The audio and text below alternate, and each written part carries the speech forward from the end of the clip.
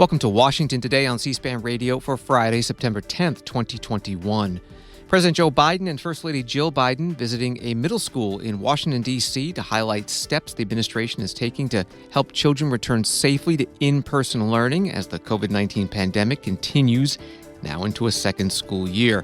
President Biden also responding to a reporter's question about Republican governors vowing to challenge in court his call for a private sector vaccine mandate or routine testing, saying, quote, "have at it." On the eve of the 20th anniversary of the 9/11 terror attacks, some remembrance ceremonies today. Attorney General Merrick Garland, FBI Director Christopher Wray, and Secretary of State Antony Blinken talking about how the attacks changed them personally and their agencies' national security priorities and operations. And former, and possibly future, Republican presidential candidate Chris Christie telling a crowd at the Ronald Reagan Presidential Library that if Republicans want to win elections in the future, renounce the conspiracy theorists and truth deniers and not let a few zealots drive the common sense voters away. WJLA-TV in Washington, D.C. reporting President Joe Biden and First Lady Jill Biden visiting Brooklyn Middle School Friday morning. Students were playing a game with plush balls and styrofoam sticks as the Bidens looked on. Then they went onto a classroom where students were working on a project. D.C. Mayor Muriel Bowser and Secretary of Education Miguel Cardona joining them for the tour before the Bidens addressing the public on the importance of vaccinations and keeping children safe in schools. Today, our administration is making sure that schools like Brooklyn have the resources and the support they need to bring students back to class where they belong. And we are going to partner with you because we can't always know what the future holds, but we do know what we owe our children.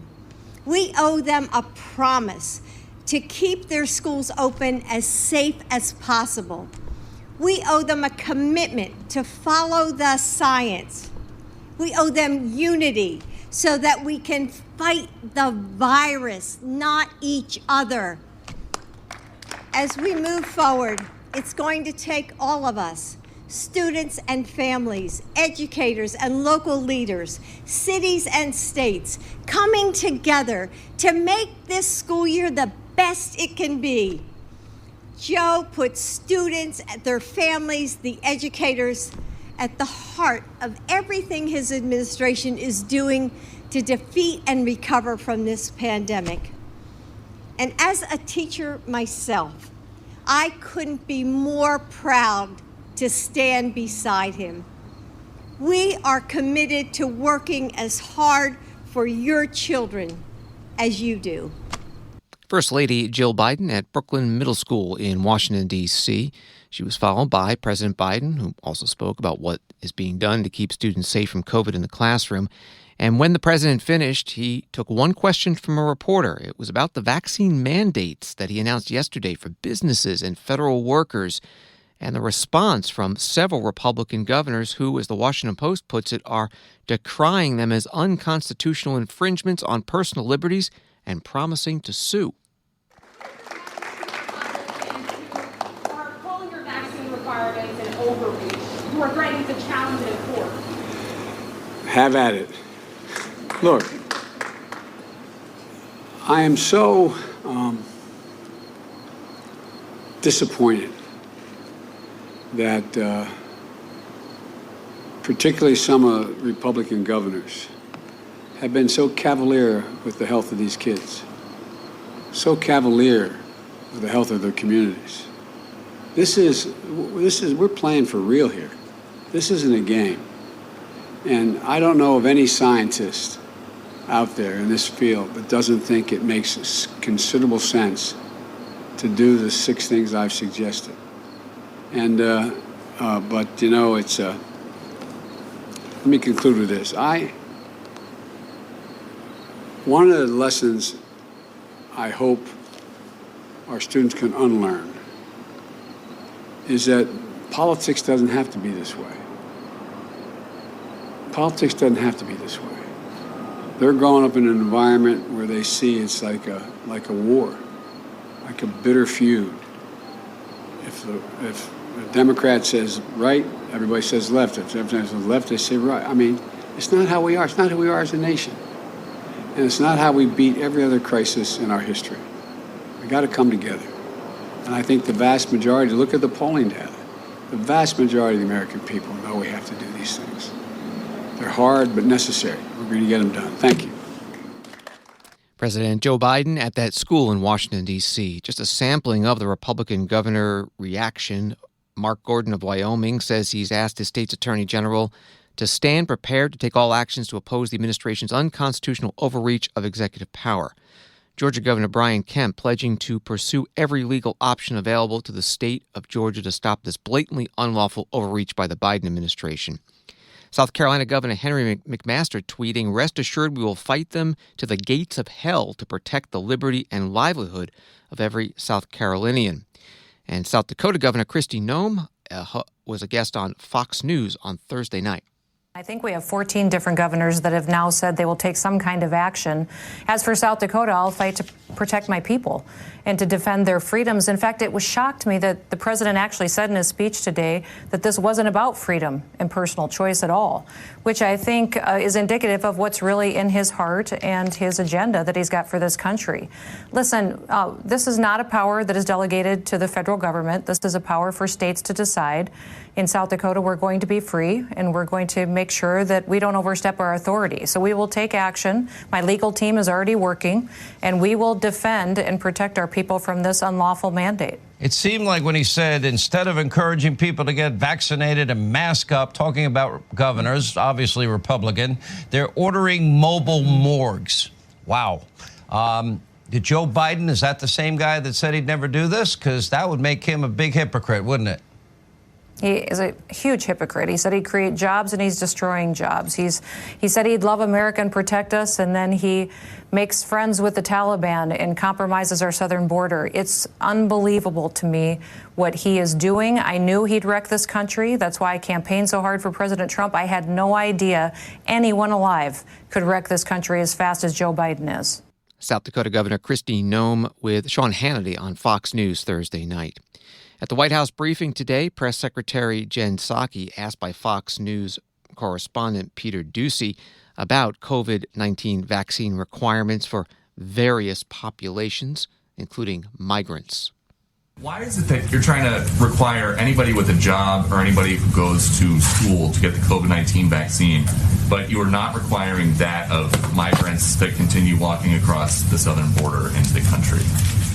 Well, look, our objective is to get as many people vaccinated across the country as humanly possible. And so the president's announcement yesterday was an effort to empower businesses, to give businesses the tools to protect their workforces. That's exactly what we did. But certainly we want everybody to get vaccinated, and more people are vaccinated, whether they are migrants or whether they are workers, protects more people in the United States. But it's a requirement for people at a business with more than 100 people. It is not a requirement for migrants at the southern border. Why?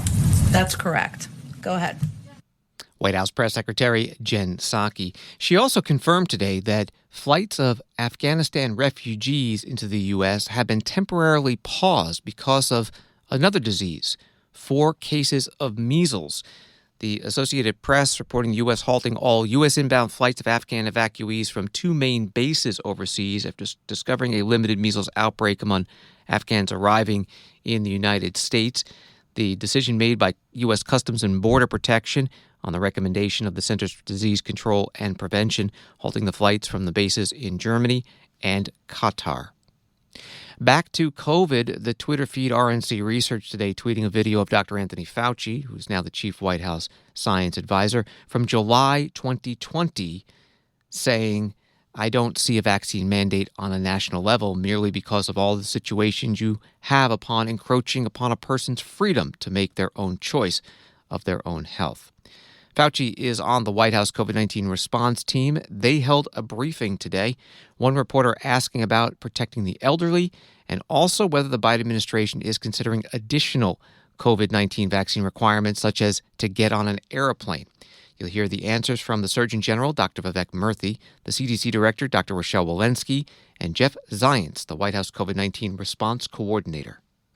Go to Josh Wingrove at Bloomberg.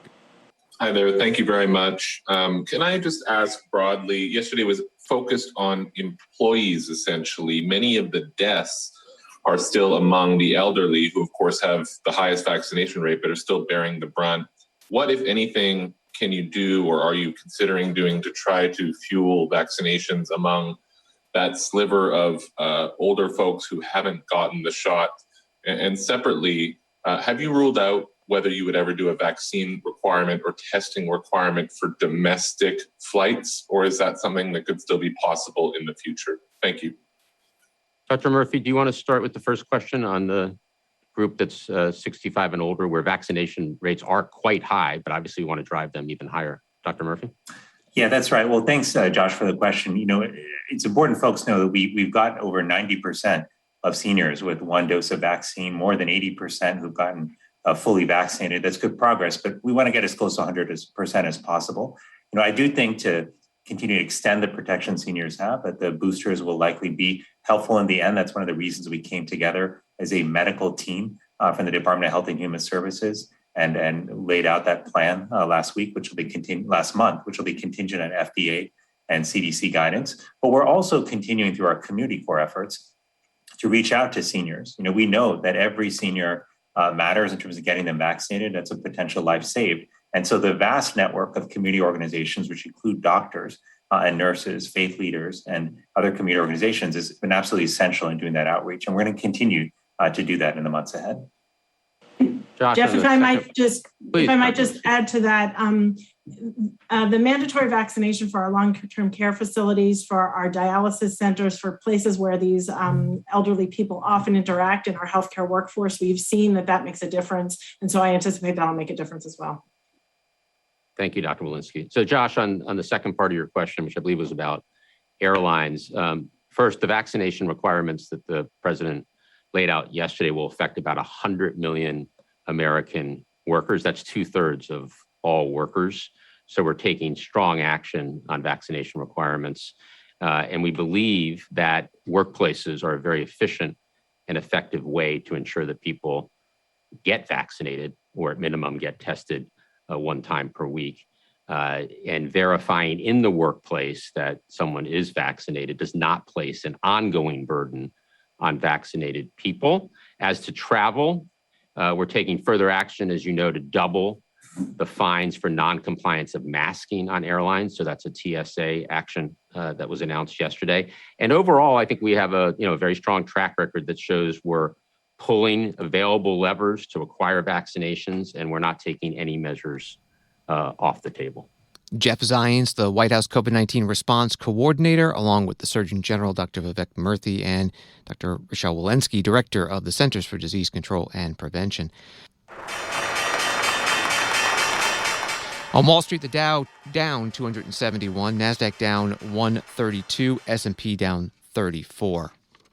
From the New York Times, the House Financial Services Committee is holding a hearing on Friday to examine the shortcomings of a fund known as the Emergency Rental Assistance Program, which had only distributed a fraction of its total funding by August 1st, according to the Treasury Department.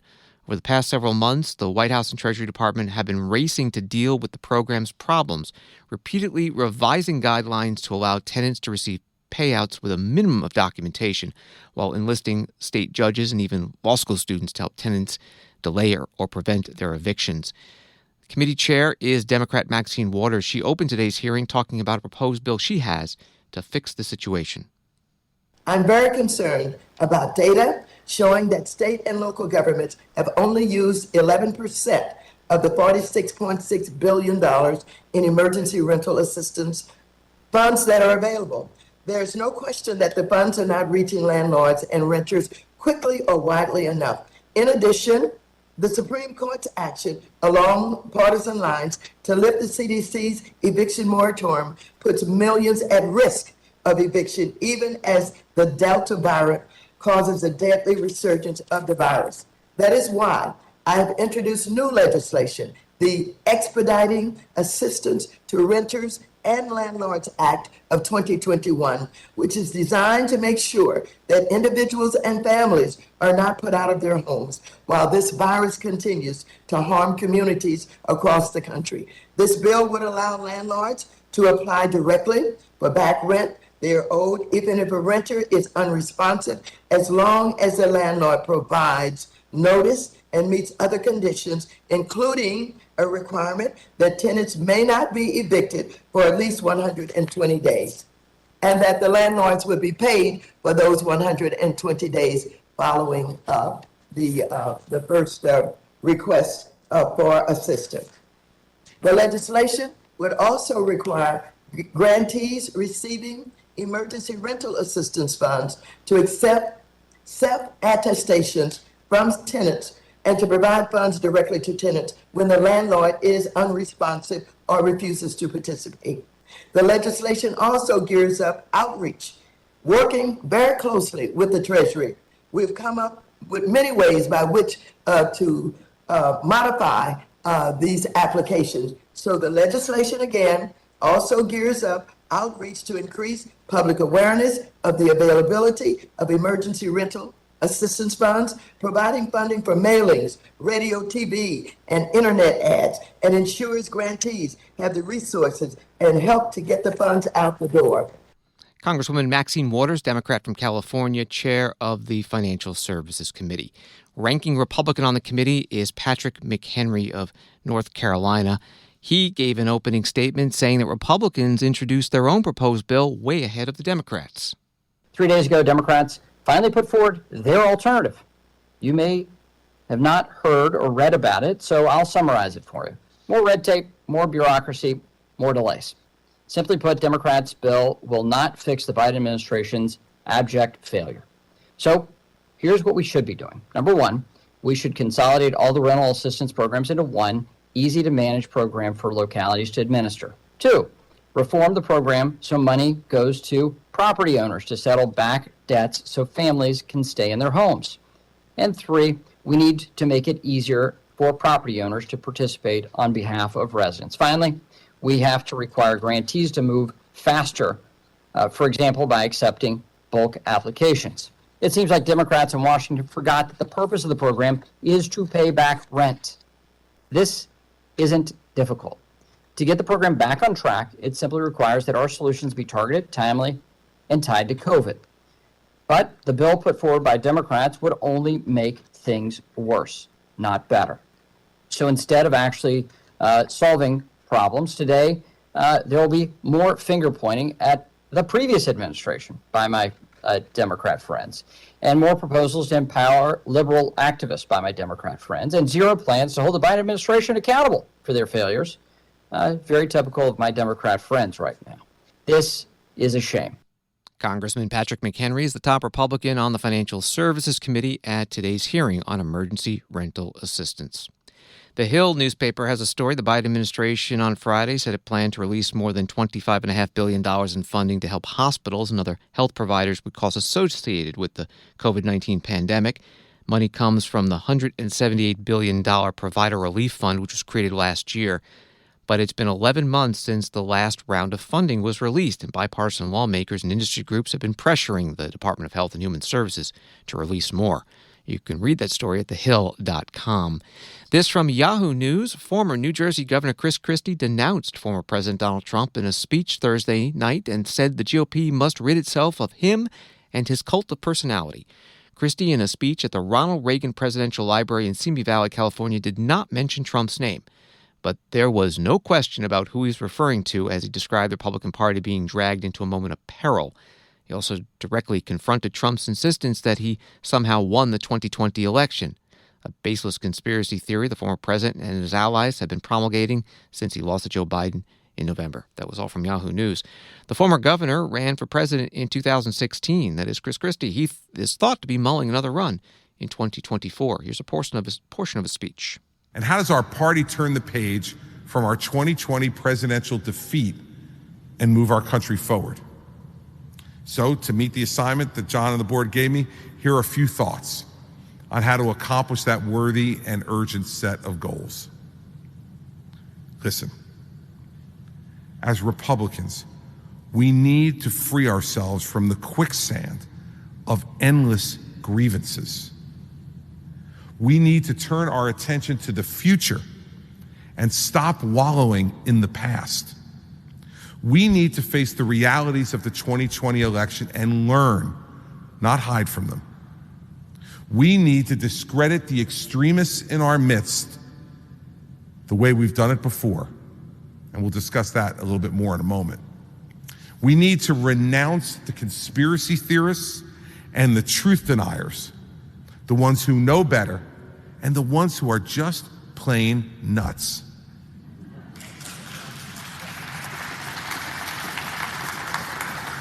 We need to give our supporters facts that will help them put all those fantasies to rest, so everyone can focus with clear minds on the issues that really matter.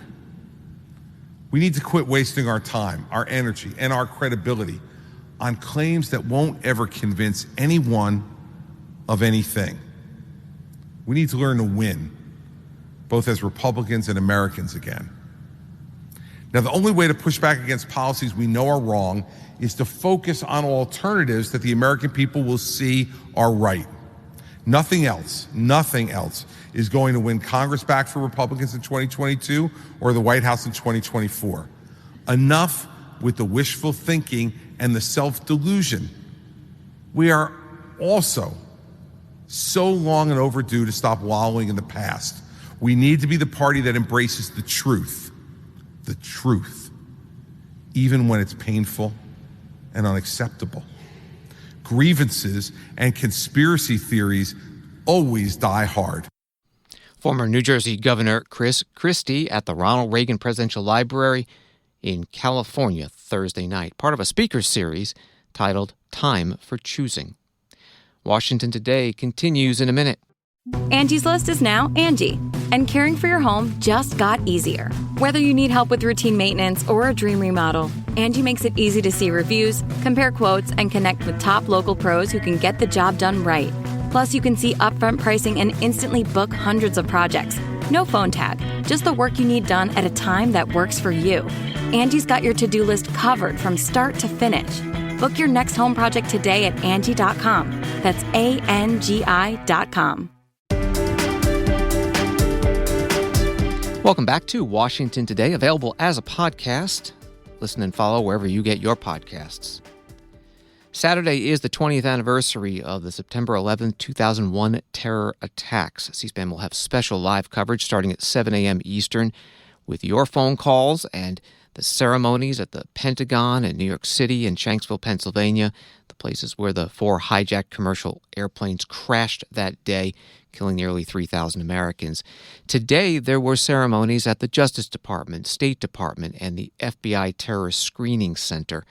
We begin with Attorney General Merrick Garland at the Justice Department in front of the survivor tree. The tree grew from a sapling which came from a pear tree that stood on the World Trade Center Plaza in 2001. It was almost destroyed when the Twin Towers fell, but it was revived. Here's the Attorney General.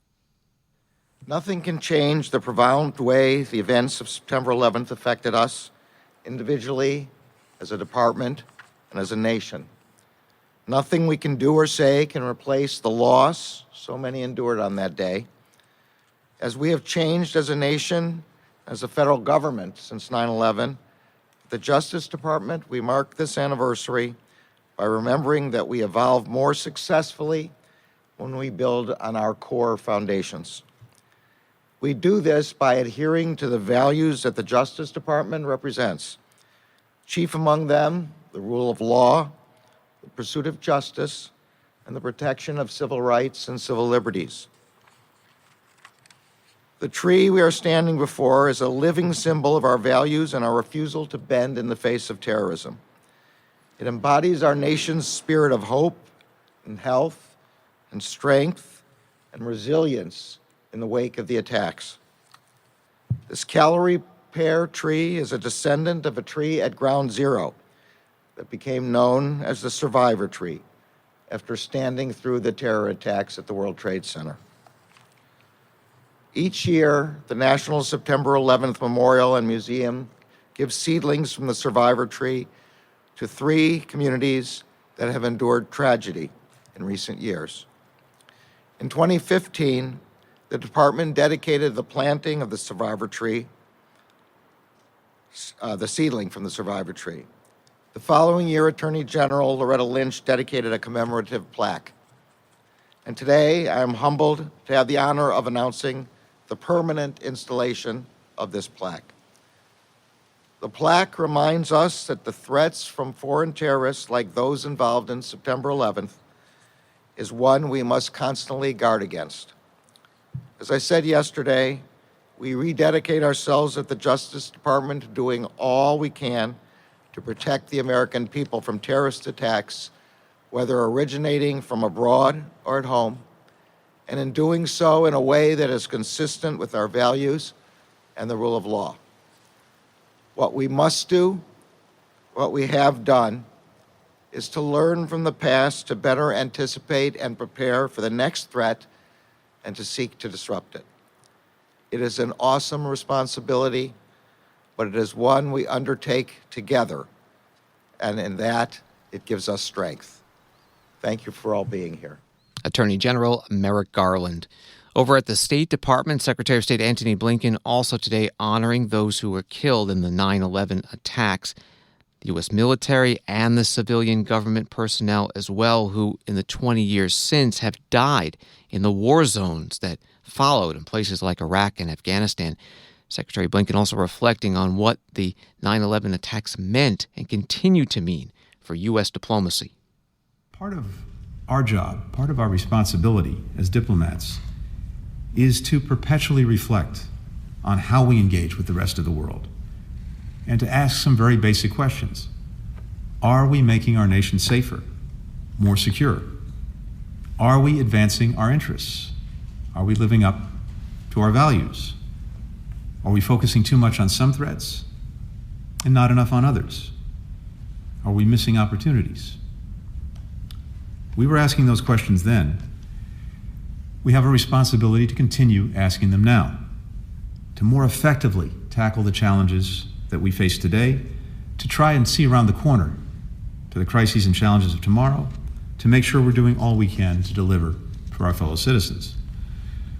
Whether you were part of the team that was there when the attacks occurred, whether you joined because of those attacks, or whether you came here for some other reason altogether, what we all have in common is that deep down, we feel a calling to try to do right by our fellow Americans, to try to make their lives just a little bit more secure, a little bit more prosperous, a little healthier, with a little more opportunity.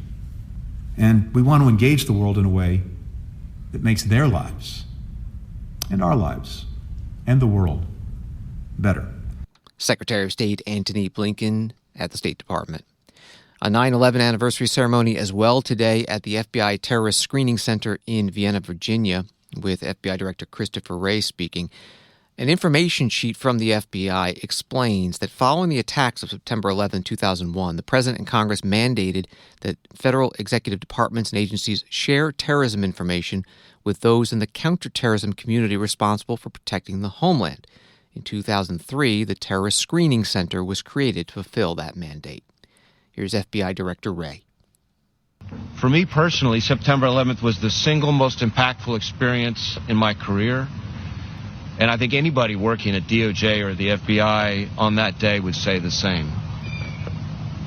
And when I came back as director, I realized that the FBI was made up of some folks who, like me, remember exactly what they were doing at the FBI on that day. And then there were those motivated by September 11th to join the FBI. But then there were those who were only kids when the attacks happened. And now we've started hiring interns who weren't even born when 9/11 happened. And that's why it is so important that we take the time to remember this day. And why we now send all new agents and analysts to the 9/11 Memorial and Museum up in New York so that they never forget how that day transformed our nation and how it transformed the FBI. Today, we are stronger, smarter, and better able to confront the threats we face now and the ones we can't see yet. And while those threats have evolved a lot in 20 years, the men and women of the FBI and our scores of law enforcement and intelligence partners have never stopped working to keep the American people safe from another attack. And I can't thank all of you for that enough. I go to sleep at night much easier knowing that you're on the job, keeping watch over the citizens we serve. FBI Director Christopher Wray in Vienna, Virginia, Northern Virginia, at the FBI Terrorist Screening Center at today's 9/11 20th anniversary ceremony. It said that with the 9/11 attacks, it's one of those moments when everyone remembers where they were when they heard the news. Condoleezza Rice was National Security Advisor to then President George W. Bush in 2001, later became Secretary of State. She related her experience today. It was a day that none of us will ever forget. It started like any other day. I was actually supposed to give a speech later in the day about national defense. And so I had not traveled with President Bush.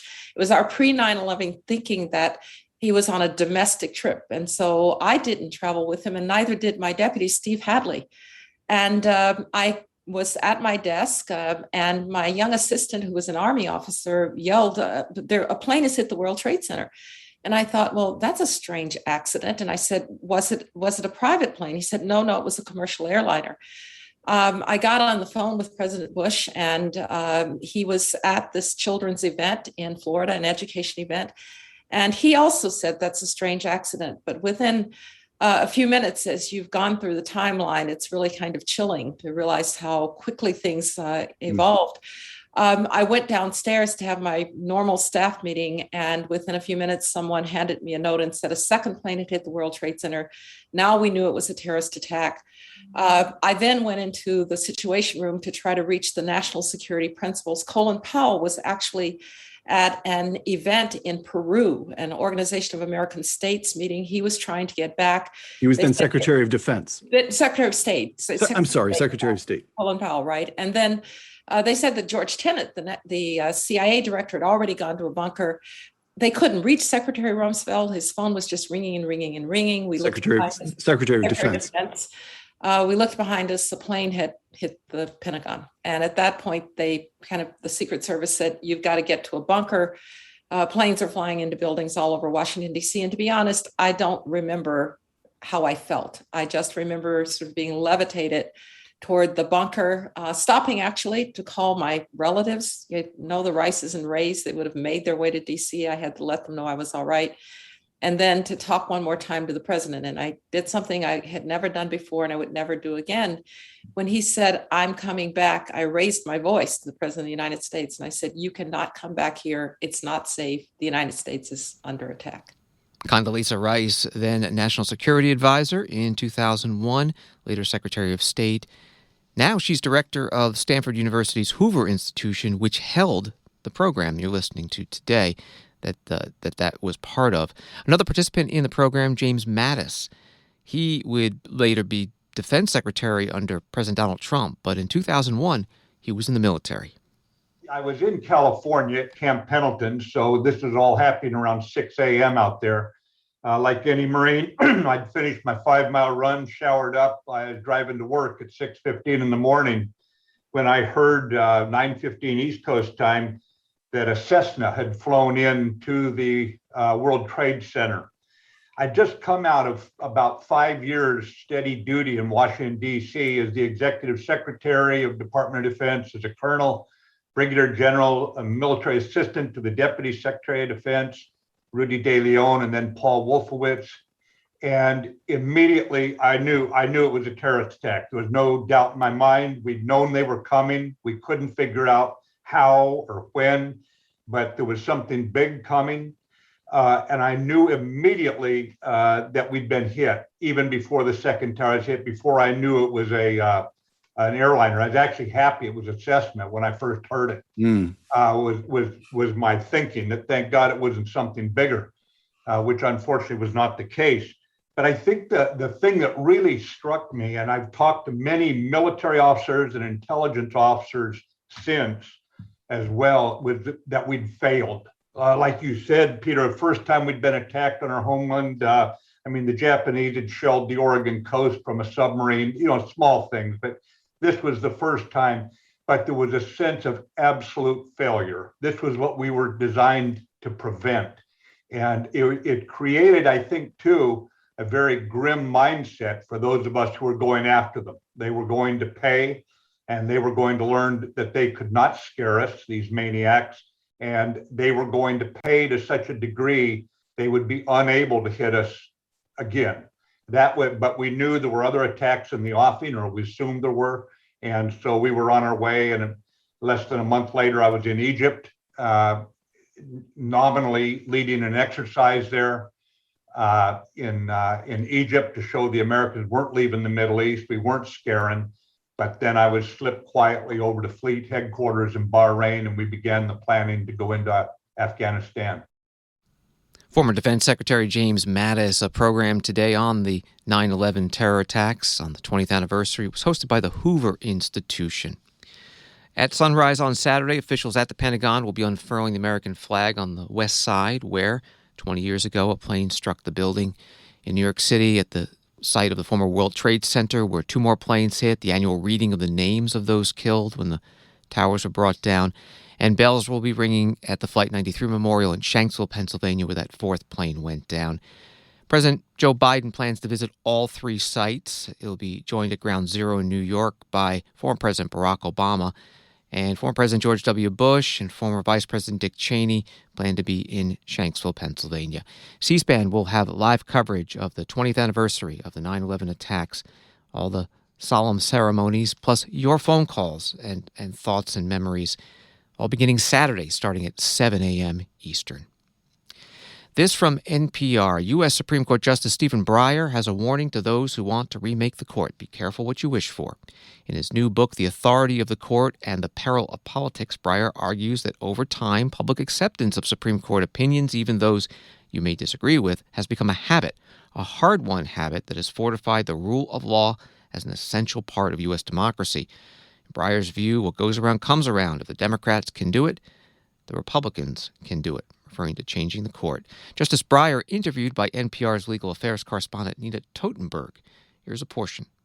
Look at what happens in places where they don't have this willingness to accept.